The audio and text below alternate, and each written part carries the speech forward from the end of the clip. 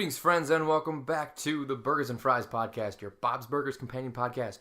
With you, as always, is Brian and Ryan. Hello. We have another exciting episode. We're pulling an all-nighter tonight, getting some episodes in the bank. With the holiday season coming, and with Christmas this year falling on a Tuesday, which is a normal record day for us, we need to get a few ahead. And then you might be thinking to yourself, well, why don't you just record Monday? Well, Monday's Christmas Eve. Why don't you just shut up? Well, Monday's Christmas Eve. And right. Christmas Eve and Christmas Day, and I'm gonna be gone. You're gonna be gone. When Holly and I go do our vacationing, our holidaying, as it were, we just leave.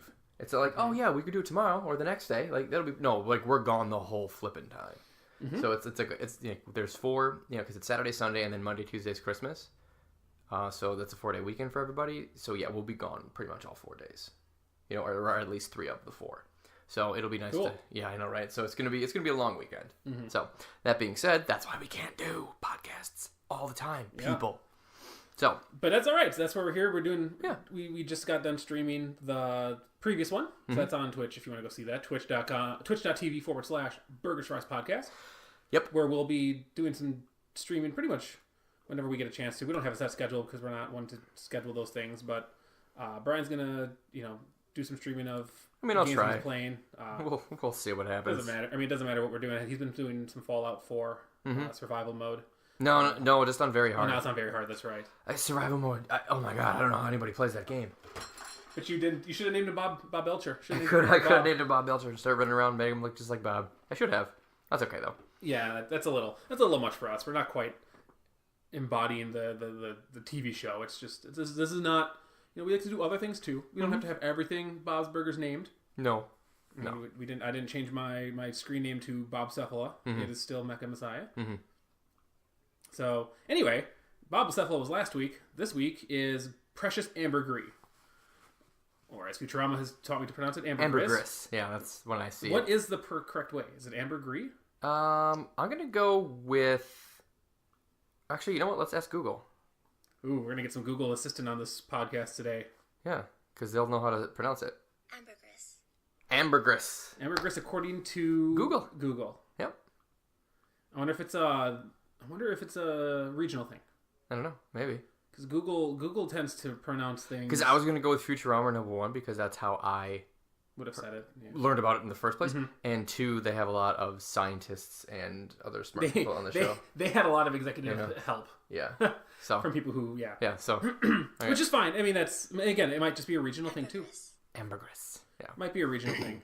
Anyway, episode 18, season 4, directed by Don McKinnon, written by Scott Jacobson. Let me give you the synopsis that we have. I don't like it, but I'm going to read it. Jean, Louise, and Tina discover a seaweed-covered object at the beach that turns out to be a large hunk of Amber-grEE, an extremely valuable but illegal byproduct of whale poop that is used in high-end perfumes. Louise tries to cheat Jean and Tina out of the profit she hopes to make by selling the treasure on the black market. Meanwhile, Bob and Linda deal with their psychologically unstable landlord who is building them a new bathroom. That's not at all what it is, but this is the first appearance of Kelvin, fish odor. Woo! Voiced by Zach Galifianakis. Yes. Galifianakis.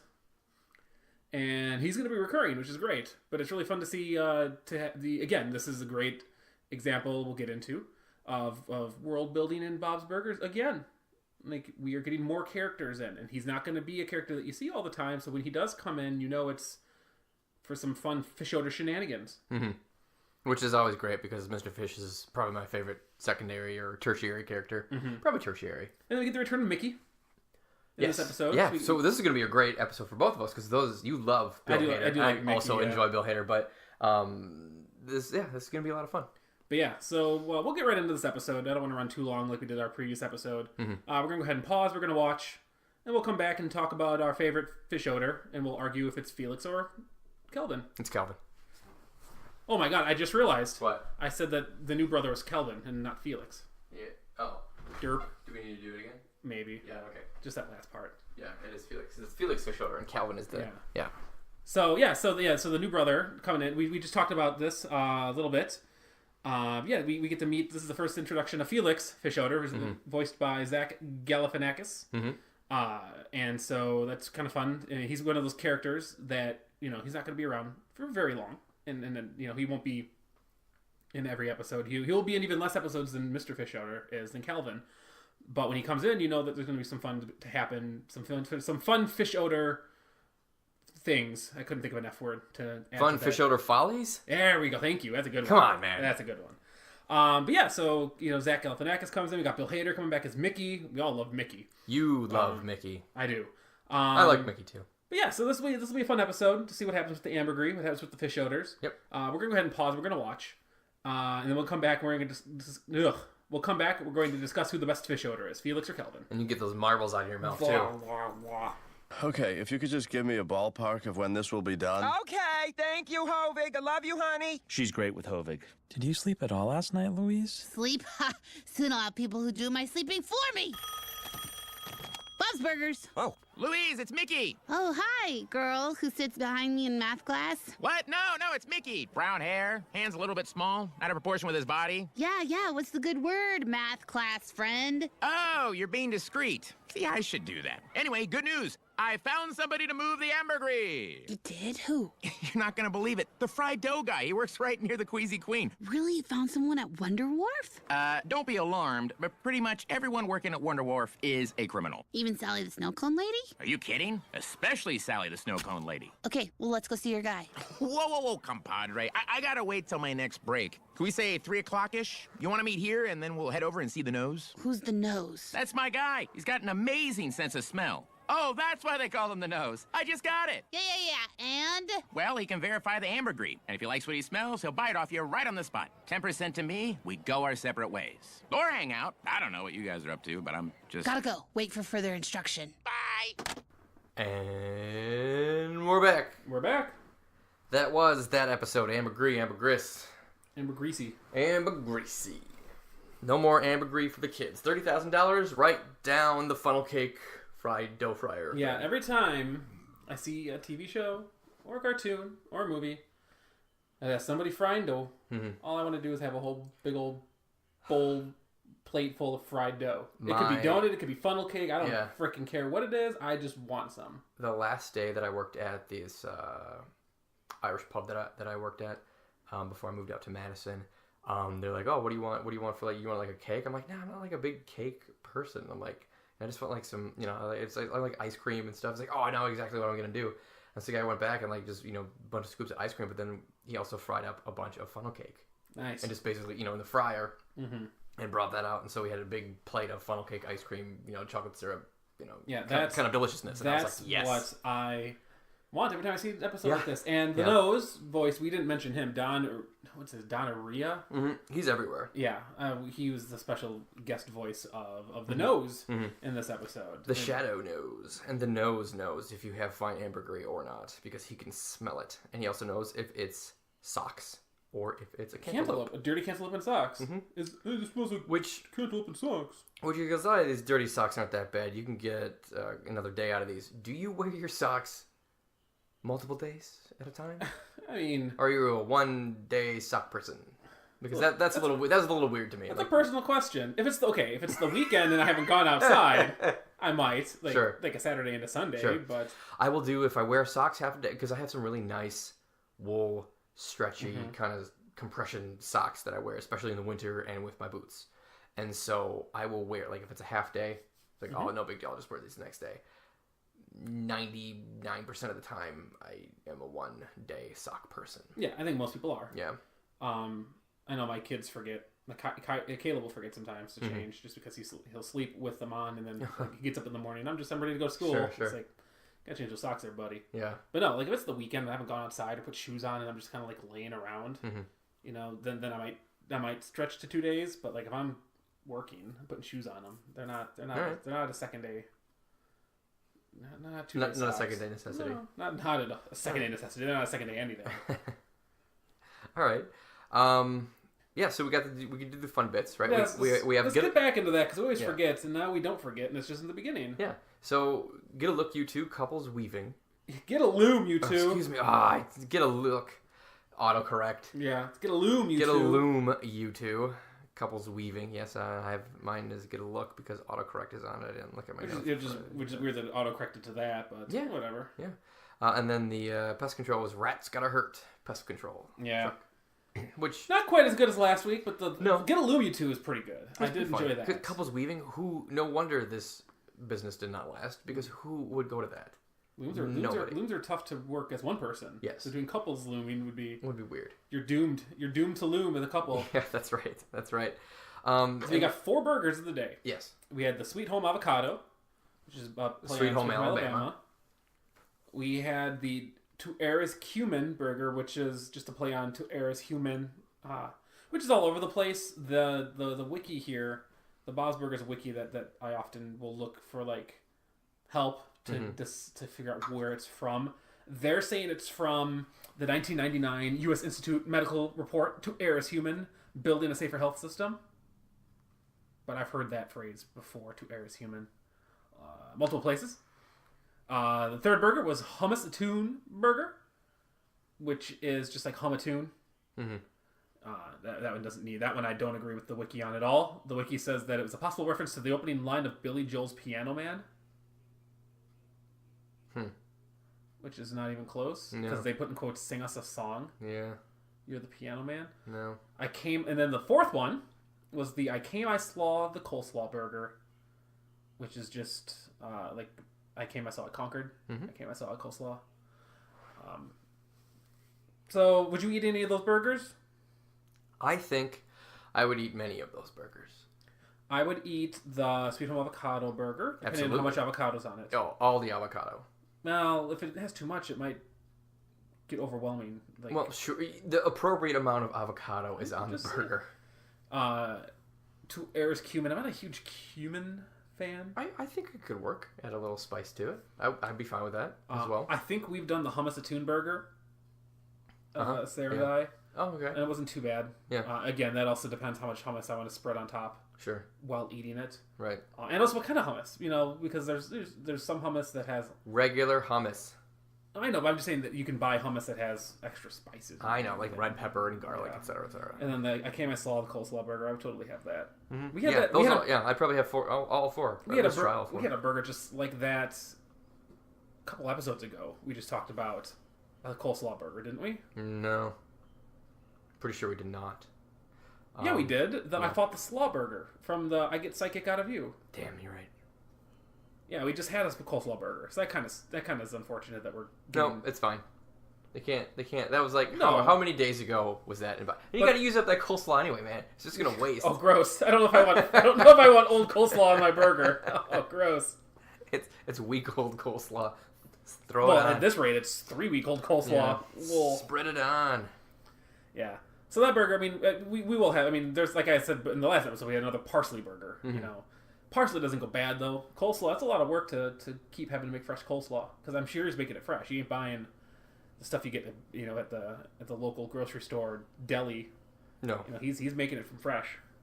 I just stopped by to introduce you to my brother. Brother? I didn't know you had a brother. Yep, I have a brother, Felix. He's in town for a while. His inheritance ran out. So he'll be doing some of the landlording around here. Keep him out of my hair, will you? Okay. Where is he? He's right, he might not want to come in. Felix, come here. No. Felix. It looks gross. Please, Felix. It's okay to come in. I came in and look at me. I'm fine.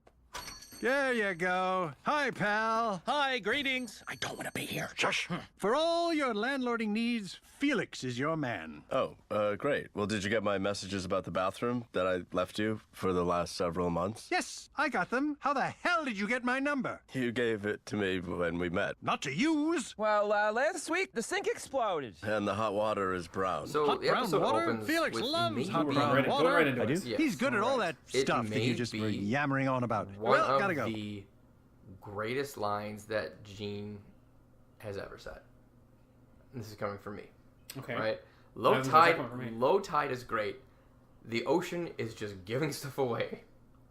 So the kids are down at the docks, at the pier, at the ocean side, and Gene is, and they're just scrounging for stuff, right? They're just checking it out, and the ocean's just giving stuff away. It's so great, and I love that line because it's kind of like when they're out looting during the storm, during the hurricane a season ago. Yeah.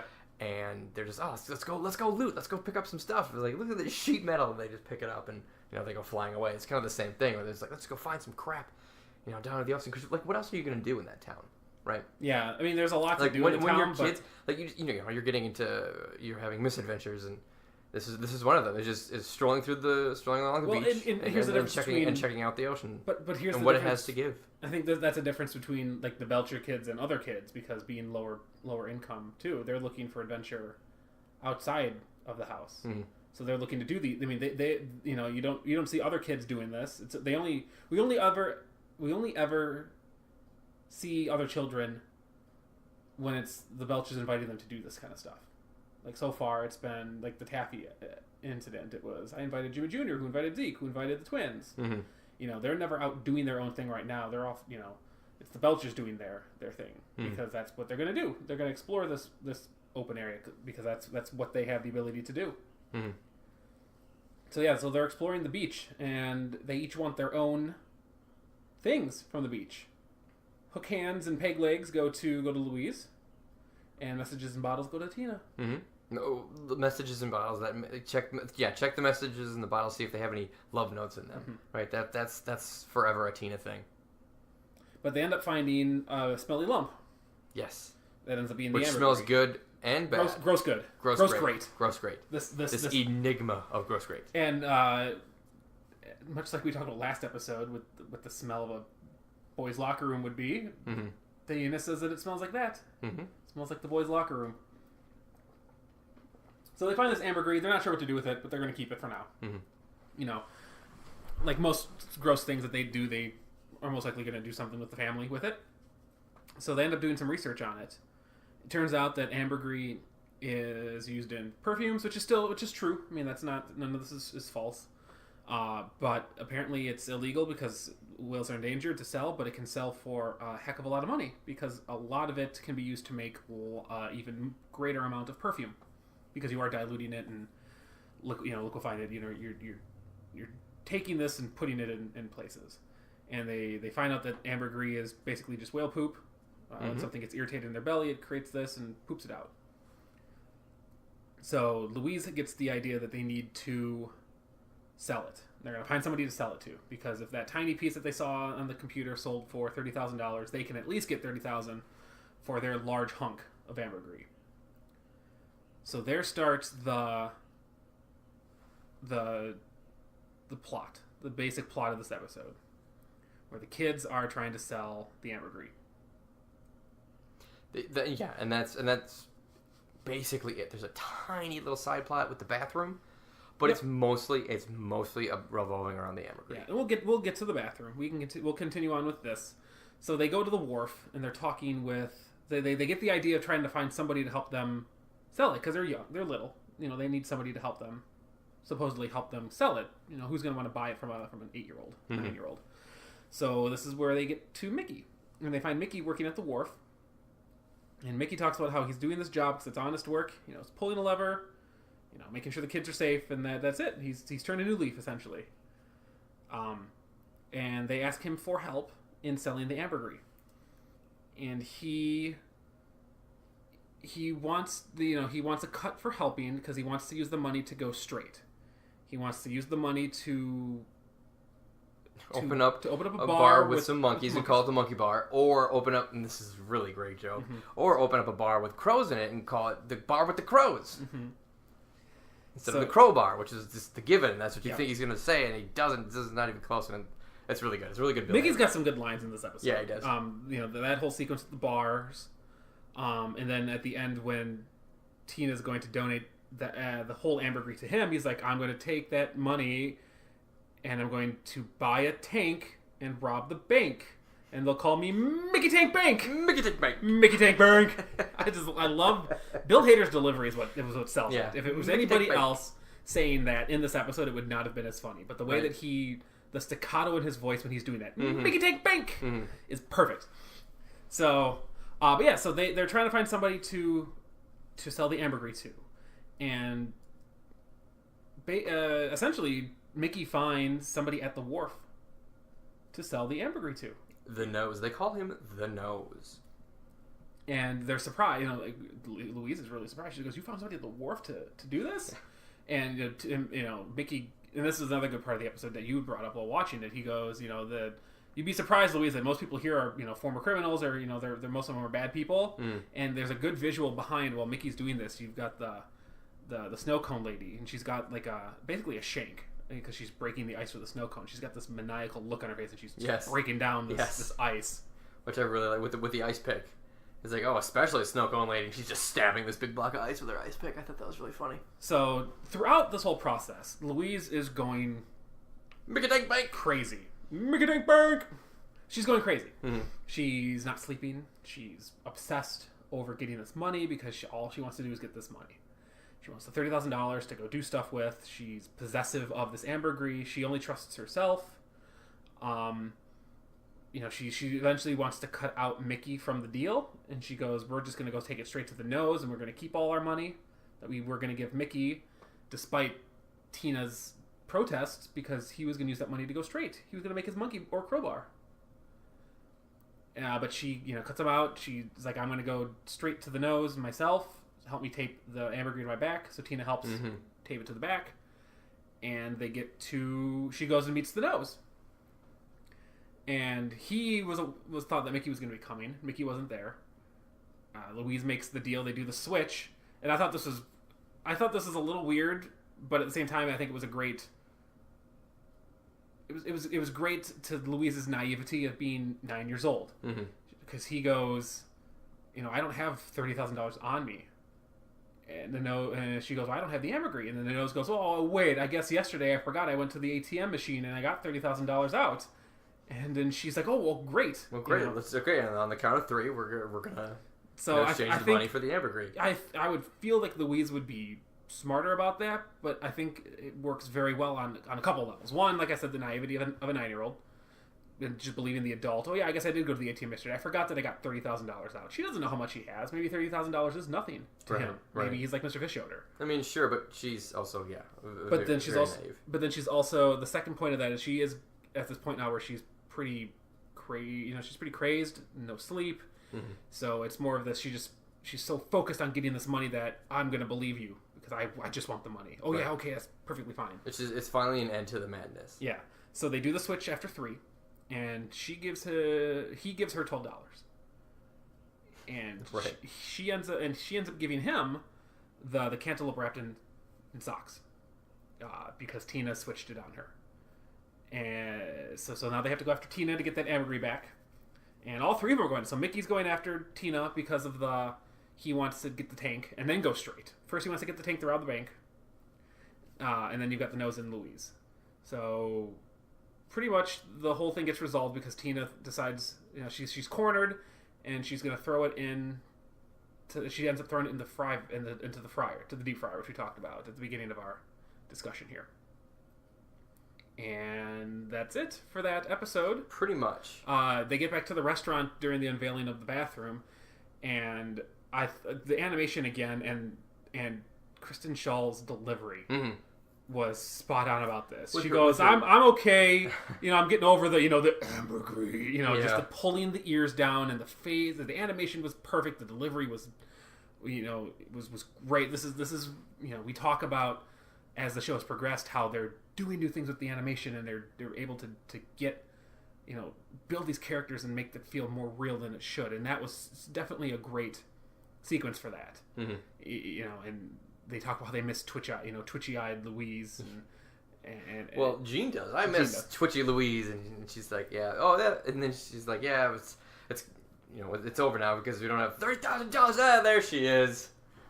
So, but is always the little eye twitchy, and then they mentioned it a couple of times in the episode. Even the nose noticed. But then, even to continue on with Louise's naivety, she, they're talking about it, and she goes, "If you didn't notice, I was a little crazy the last couple days." And Tina goes, "No, I didn't notice at all." Oh, and then she changes the tone. She goes, "Oh, really? You didn't notice?" Like she was happy about it, and she goes, "No, I'm kidding. You were pretty crazy." It was pretty bad, yeah. So I think that was a good, kind of nice follow up then on Tina on Louise being, just trying to trust everything that people are saying. No, but I just, that animation where she's pulling down her ears and she changes her tone of voice, with the Amber-grEE, because she's just, Hey, so I had a little time to think, and I was a tiny bit out of control the other day, with the, the Amber-grEE. Huh, I didn't notice. Oh, seriously? No, I noticed. You're really, really out of control. I don't know. I miss Twitch Face Louise. Well, Gene, that's what happens when you fry $30,000 in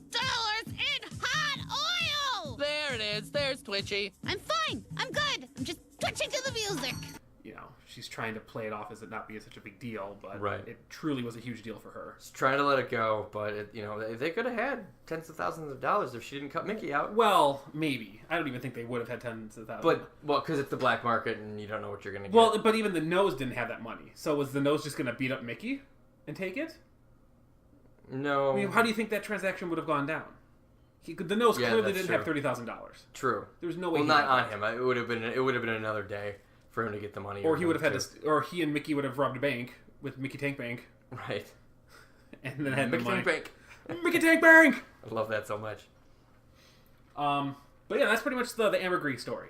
Mm-hmm. I'm gonna take a break. You can review Felix in the bathroom. Oh, can I now? Felix in the bathroom. Yeah. So, beginning of the episode, Mr. Fisher or Calvin comes in and introduces everybody to Felix, his brother, voiced by Zach Galifianakis. I just want to just let you do the whole thing, but I love the way that he comes in because he still doesn't know their last name. He goes, "My Lady Bob." My Lady Bob. Greetings, my Lady Bob. Mm-hmm. Not a clue. And so, maybe they were on time with the rent. I don't know.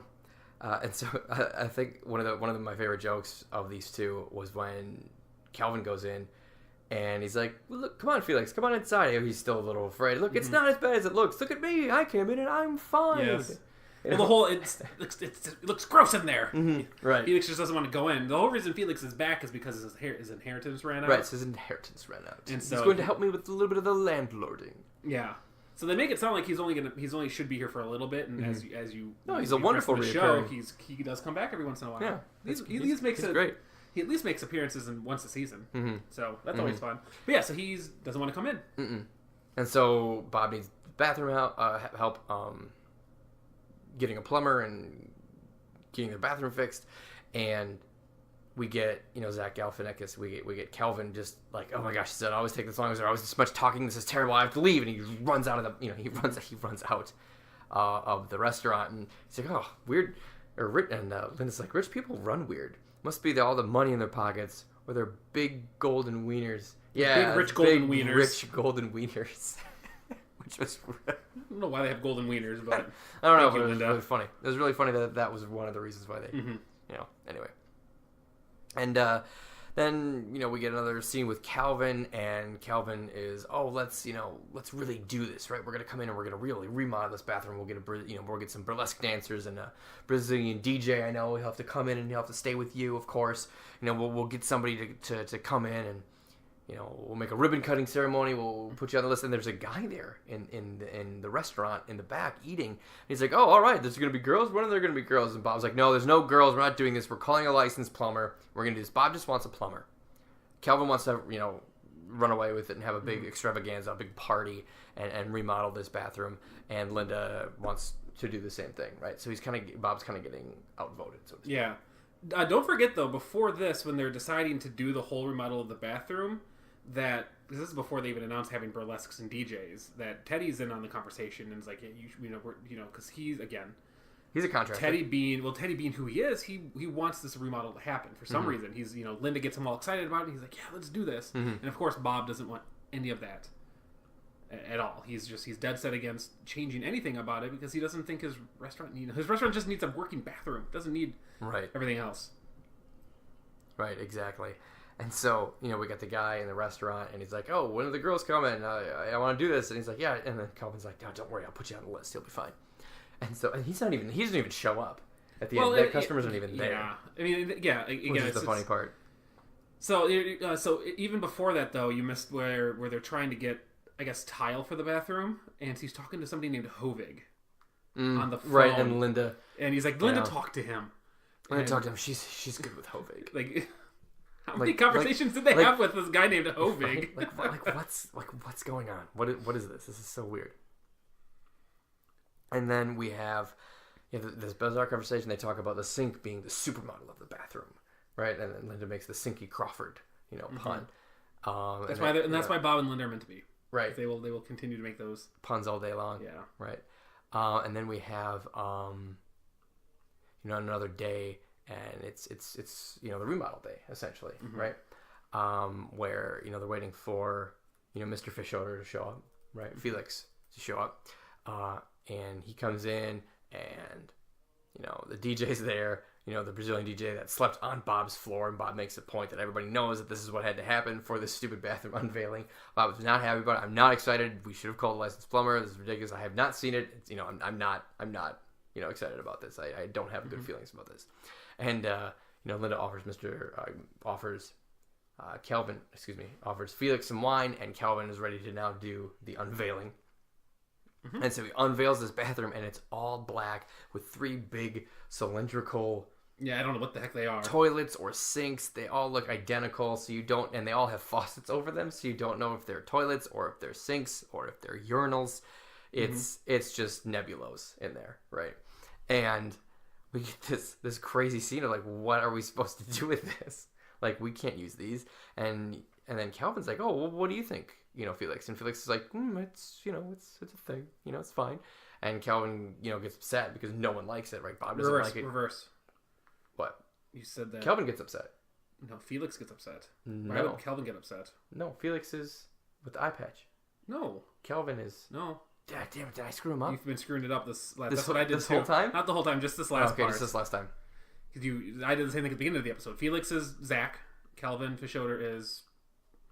Man. Kevin Kline. Why is it so hard? Because now there's 2 Fishoders. Maybe. And who I just called Mr. Fish, and I don't know their first names very well. Yeah, no, Calvin is the one because Felix is trying to impress his brother. That's the whole reason he did this, was he wanted to try to impress his brother. Right. And show him that, he can be, a businessman. Yeah. So Felix gets really upset about this all. Right. And runs into the bathroom, and he's in there, and he's like, I'm going to start breaking things, and, and part of it, though, too, was, that Felix was upset, too, because Bob didn't like it, because Bob asked him, is the water still brown? Right. And it is. And he's like, well, does the water run? Oh, you wanted running water. Mm-hmm. That was kind of a big thing for Bob, wanting running water in the bathroom. So Felix, the nerve. So Felix gets upset and runs in the bathroom, and he's stuck in there. Not stuck in there. He's gonna break things, and he's not gonna come out. And Bob asks, Mr. Fishoder, is there anything you can do to get him out of there? And so somehow they play this. He's got this little drum rhythm that he must have had since they were kids, because it calms him down. It brings him out. They mentioned that because like Mom played the bongos. It's works every time. Yeah, like I thought it was. It's pretty funny because he has to get everybody in. You all got to say it's Felix. It's Felix. It's Felix. It's Felix. Come on, Bob, get into it. Yeah. It's Felix. And this is where we learn that. Yeah. Felix poked out. Who's that funny little wormy guy who poked out his brother's eye? It's Felix. Yes. It's Felix. And that's Felix why is mommy's favorite. That's me. Yes. And that's why we learned that Mr. Fishoder has an eye patch. Mr. Fishoder the first has an eye patch. Kelvin got an eye patch from his brother. We don't know. Well, you don't know what the circumstances were, but we do know. But we know why. Yeah. Or at least who, I should say. I just think that it's funny that the lyrics of this poem. Who's that funny little wormy guy? If this is what his mom is saying to them, who poked out his brother's eye.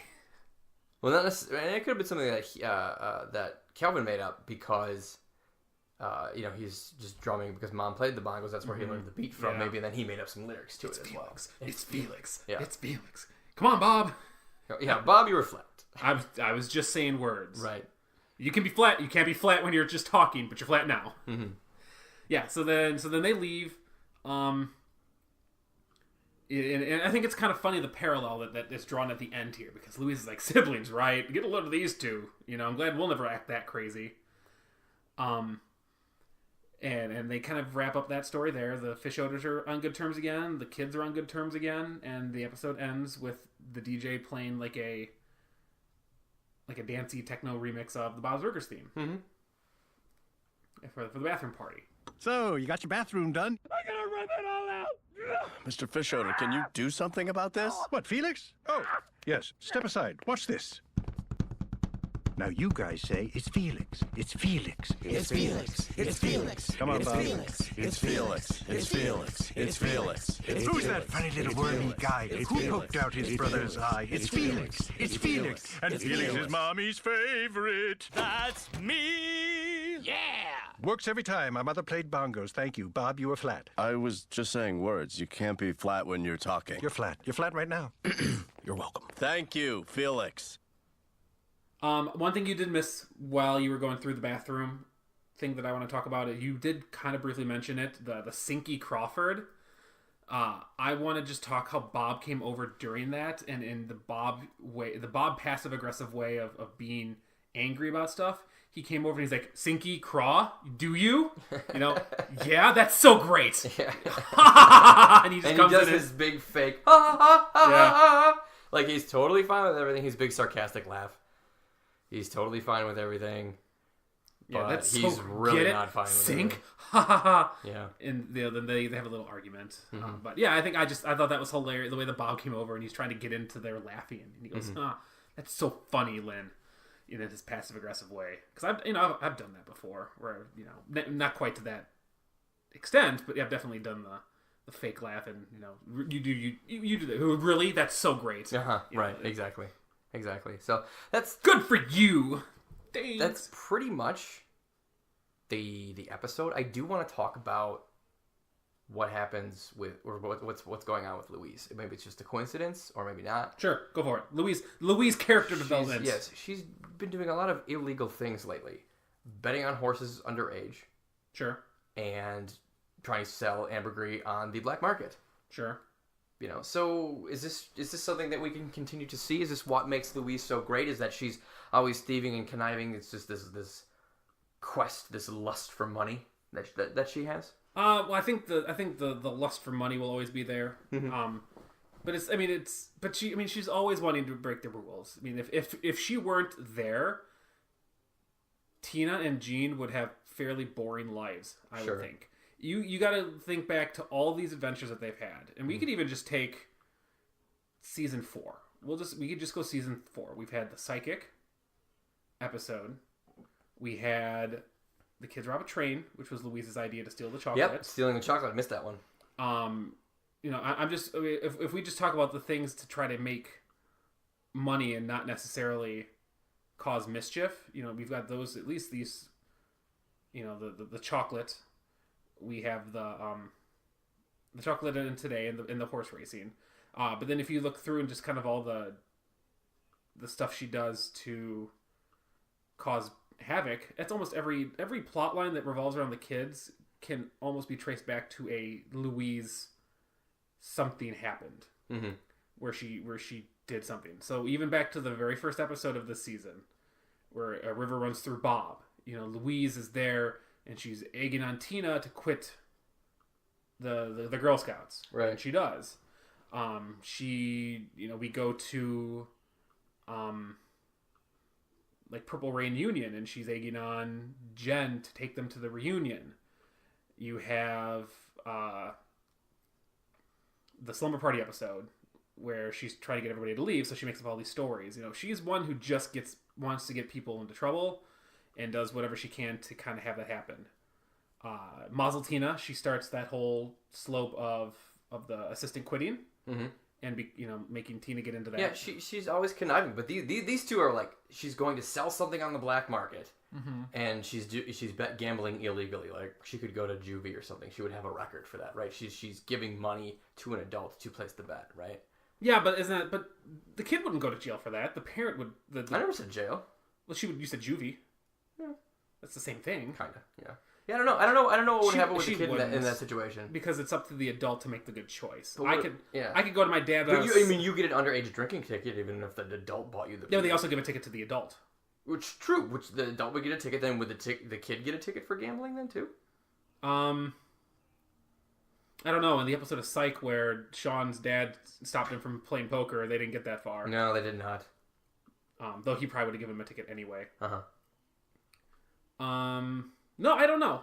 I think the Amber-grEE thing she would probably get in trouble for. Sure. For sure. I don't know about the betting on the horses though, because that would have just been Teddy made the bet, right? And Teddy would have received the money. It wasn't Louise collecting the money; it's Teddy right. receiving the money and giving it to Louise. That's a lot harder to prove. Like underage drinking, you're clearly drunk. There is a consequence to what you were doing. Sure. Betting illegally, the consequence is you lost your money. And you know, and as a kid, you're not going to go to the cops and be like, "I lost my money because this horse race is rigged." You can't do that. No, of course not. You can't even do that as an adult. So I think that's a little less. But yeah, she's always been that character who's like, gotten into trouble. She's upping the ante. She's upping the stakes. The extent of with these last couple of episodes. Yeah, I mean, before it was just getting out of before it was getting out of PE, it was, you know, the forcing somebody to quit their job, or not forcing, but manipulating somebody to quit their job. Quitting their job. Yeah, there was the quitting their job. There was season 3, she did the gambling ring under again in a quest to make money. When the kids run the restaurant, she ran the meat grinder. Yeah, so she was making money there. That's true.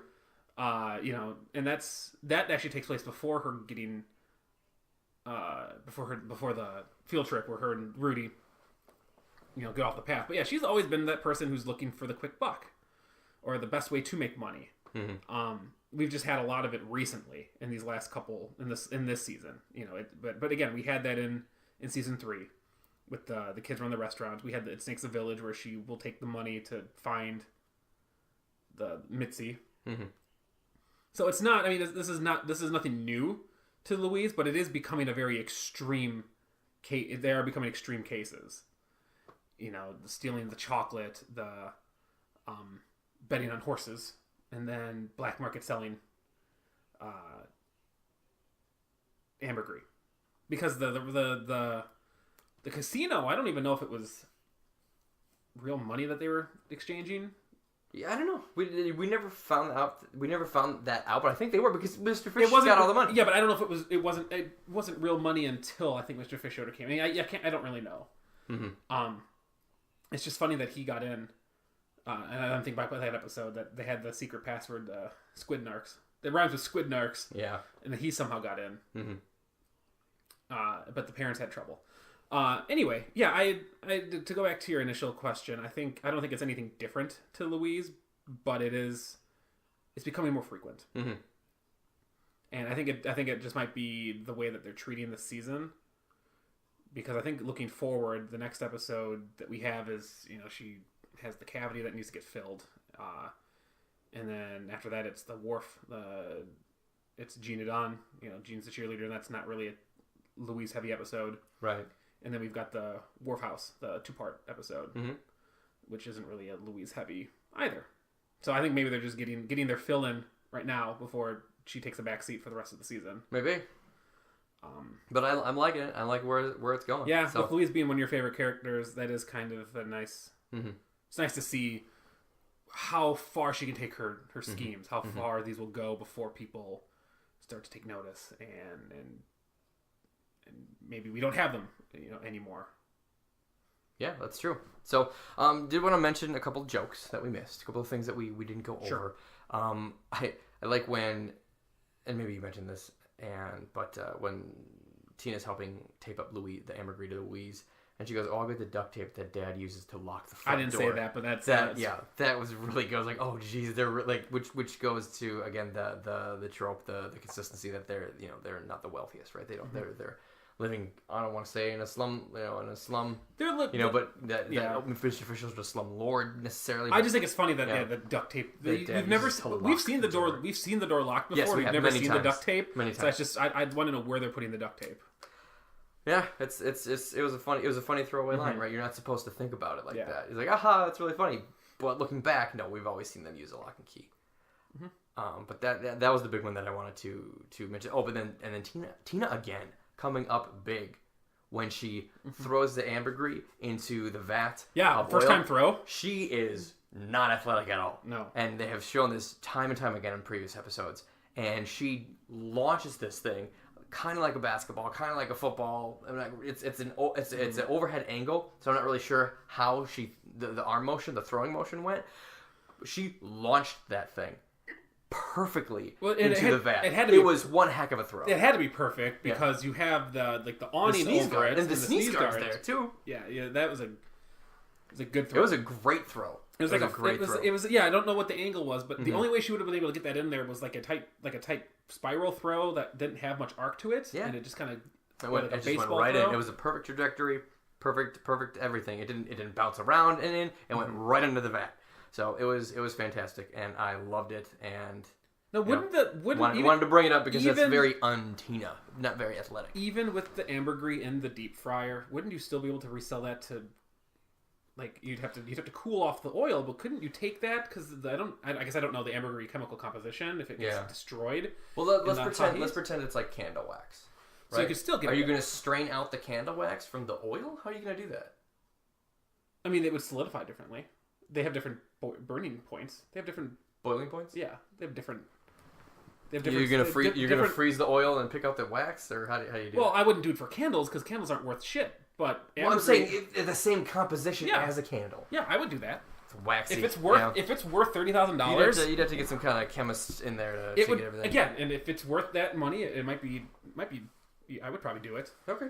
But maybe it just gets destroyed. Maybe that hot of an oil burning and boiling, it just destroys. It can't resolidify. But they don't come back to it, and that's fine. That's just me thinking of beyond. It's just me critically thinking beyond the episode. That's what we do.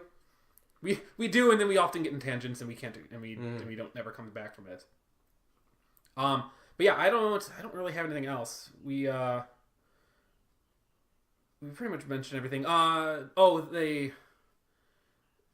The nose calls Louise humpback wacky eyes. I thought that was pretty funny. That was pretty good because she had the Amber-grEE taped to her back and her eye was twitching. And before she leaves, she says, "I'm leaving with a hunch in my back, but I'm going to come back with a hunch of money." Mm-hmm. I thought that was kind of a clever use of words to it was to use that again. So that'll do it for us for this portion of the podcast. We are going to listen to us. Goodbye. See you later. End of podcast over. We're gonna crunch some numbers. We'll be back with a 2-minute synopsis of the numbers, and we should be all set to end it at that point. So we'll be right back. Mickey. Hi. Louise. She's meeting with the nose right now. Uh-oh. Crossed wires alert. No, Louise cut you out. She cheated you. Oh, that stings. But I'm giving you the lump. All of it. You can use the money to go straight. Buy a juicer. It'll change your mornings. Or cowboy boots.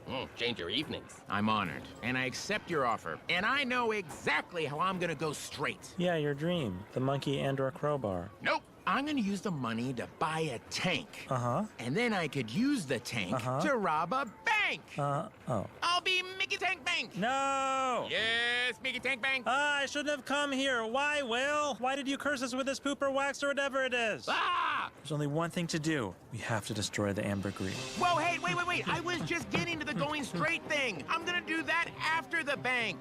And we're back. Yes, after that annoying. Yeah, sorry.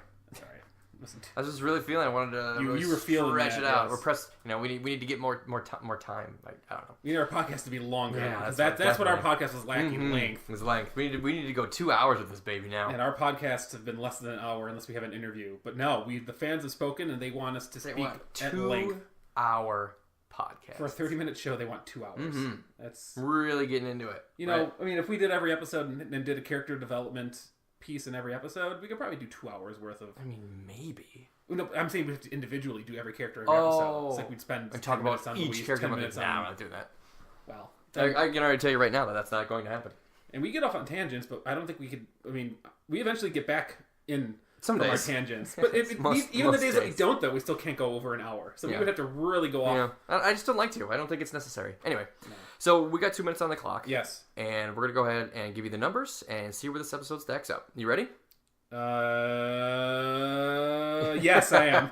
How was that? 2 seconds? 3 seconds? Yeah, that's good. Yes. Yeah, we'll get a few hundred more of those. We're at 2 hours. Yeah. All right, ready? Go. Yeah. So episode fun bits.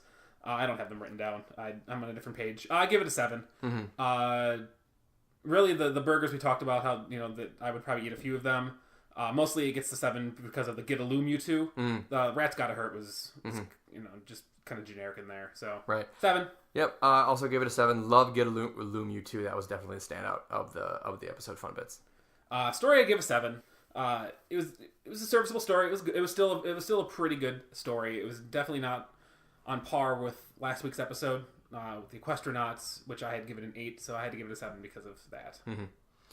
Give the story an 8. I liked seeing, we get to spend time at the wharf. Anytime we spend time at the wharf, I like when we get to have, things revolve around that. I like that there's always a dough guy, though. Like, there seems to always be a festival going on at the wharf, which is great. Well, it's because it's a wharf. There's always something going on. There's an amusement park at the wharf. I would love year-long dough guy somewhere here in Madison. I'd hang out there every day. I don't know if your tailor would, though. No. Damn it, Ryan, we're going to take these pants in again. I don't have a tailor. Humor, I gave an 8. I did laugh quite a bit more than I thought I would. Going into this episode, I wasn't sure that I really enjoyed the humor on this one very much, but yeah, I gave it an 8. I did actually laugh a fair amount. Humor, I gave an 8. I love when Gene said the ocean is just giving stuff away with low tide. I like that's how he looked at it. I thought that was a really good view. And I like when he kept eating. We didn't talk about this. When he kept trying to eat the ambergris, and she's like, "Oh my God, spit it out! Well, you're like a goat." He's like, "No, I want to eat this fatty, waxy thing." And then other, I gave a 9. Surprisingly, I went a little higher than I thought I would, but I love character introductions, and I love this Felix character, and I love the little bongo thing that they had. So, and again, more world building with more Mickey Tank Bank. So 9. Mickey Tank Bank. Yeah. We got. I gave other a 7. I like that we got Felix / Calvin. I can't keep him. I can't keep the. You got names a new fish. Yeah, we got a new fish. That's 2 minutes. You're not quite as high on like new character introductions as I am. I've noticed that when you do other, when I do other, yours is really heavy on like world building. Oh yeah, like you really talk about how like I love that we added like an arena, we've added extra parts to the wharf, we've added some downtown stuff. You really like that's where you put your others. That's great. And then my others are always more on characters and music and things like that. So and the introduction of Mickey Tank Bank. Mickey Tank Bank! And the reintroduction of characters. When you get a character that only shows up once a season. Yeah. And actually we don't, Mickey is getting... We're getting to the end of our Mickey episodes. Yeah, well, at least so far. Maybe they'll bring them out later. We get 2 more in season 5, and that's it so far. So sad. So we may have to do a Mickey retrospect in that last Mickey episode. Mickey. Talk about all our fun Mickey memories that are all related to bank robbing. Mine are when he drove that steamboat. No, wait. That's different Mickey.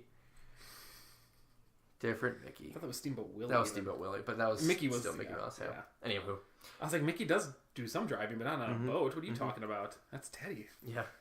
So so 7.5 for me. I didn't even give the numbers. 7.7 for you. 7.6 overall. So again, a very very solid middle median mode episode. We're staying pretty true to the IMDb rankings. Last week ours was like an 8.5, and IMDb had an 8.2. And this one's like a 7.6, and we have a 7.8. Yeah, that's very rare because I usually tend to find myself. We're a little higher, or a little lower at times. I think. I was just personally when I'm doing like ratings of movies and any TV shows, I'm typically lower just because we are using the full 10 scale, whereas most people just use the school scale. Right. And anything that means literally anything below a 6. A 6 is terrible. It's terrible. Yeah. Which is a bad way to go through things because then how do you differentiate what's worse than worse?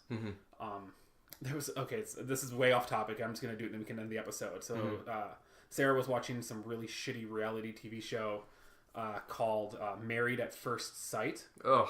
So it's on TLC or it's on Lifetime, and apparently these single people apply to be married at first sight. So they have like psychologists and all these other people come together and they try to match these couples, and then they get married. They see each other only at the altar, and they actually sign marriage papers, and you have to try to get married for 6 weeks and see if you can make a relationship work.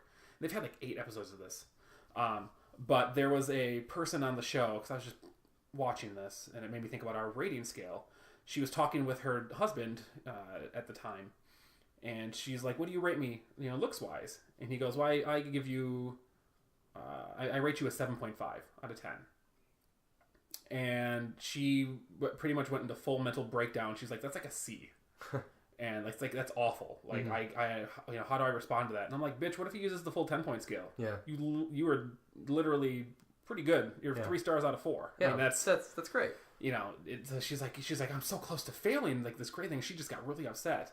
And it just made me laugh, like thinking about that's how we're trained growing up, is that we are trained that anything below 60 is failing. When in reality it shouldn't be that way. 50 should be passing. You've done better than half the people. So that's it for that Lifetime. You'll never hear us talk about Lifetime reality shows again on this podcast until the next holiday season. It's not even a holiday show though. It's just a regular TV show they have. Oh, okay. It's not a Lifetime movie television for idiots, which has never been more true than Family Guy saying that. Television for idiots. Yeah, that's true. So that's going to do it for us. You can find us anywhere you find your podcasts. You can find us on Twitter or Instagram at Burgers Fries Pod. Sometimes we Twitch. Most of the time we do not. You can find us on Patreon as well. If you like us, prove it. Patreon.com/burgersandfries. Yes, we're there. We have fun stuff for all our patrons in there. If you go ahead and donate. We're going to get up every celebrity interview that we've ever done. We do have every celebrity interview up there. We have Tim Dillard, and we have those are all Pat Asner. Oh no, Tim Dillard, I was actually waiting because it's the holiday season now, so that's going to be our special thing nice. for... Yeah. So we're going to have a nice little... for December. We have a review of Santa Claus Conquers the Martians. We should actually see if he wants to come back on and do another one. To do a Bob's? No, Tim. Do a normal... To do another holiday movie. Okay. Another weird holiday and just release it from us. Yeah, just do it Burgers and Fries. All right, I'll tweet him right now. See if we can get him back on because it is the season. Yeah. You know, I know we did the last one in October. Yeah. But see if he wants to come back on and we have a bigger audience this time. So maybe maybe he'll want to come on and do another one. We'll have to look at Prime and see what there's on for bad holiday movies. Yeah, we'll see. We shall see. But yeah, we'll have the last year he graciously joined us during our Extra Life from 2017, and we reviewed Santa Claus Conquers the Martians. And there was very little conquering in that movie, but we talked about it and had a good laugh, and then even interviewed him regarding life as a baseball player. He's a professional baseball player. He's in the Milwaukee Brewers organization and has been for many years. I think he's in limbo right now. I don't know if he got signed. He was in limbo last year too when we talked to him. That's true, but he's also 30. Yeah. Whatever. Anyway. Yeah. I mean, he's a journeyman, but he's great to talk to. Excellent guy. We met him at spring training, which again, that was kind of random that we met him at that time because he was just walking by. But yeah, he was a good guy. We'll put that up if it's not already up on Patreon. I don't think I posted that one, but if it because I was going through and putting back all of our independent subs. Right. So if not, I'll put that up for December. I know I have a couple more that we can release. Okay. But yeah, those are there specially for any Patreons. You can go back and look at our old podcasts that are no longer being hosted because we had to consolidate into one podcast. And eventually, if we get to our goal on Patreon, we will just actually have a central website where all those will go on, and we can start to do more. That's the thing. The website would be so great just to keep all the stuff that we have separate.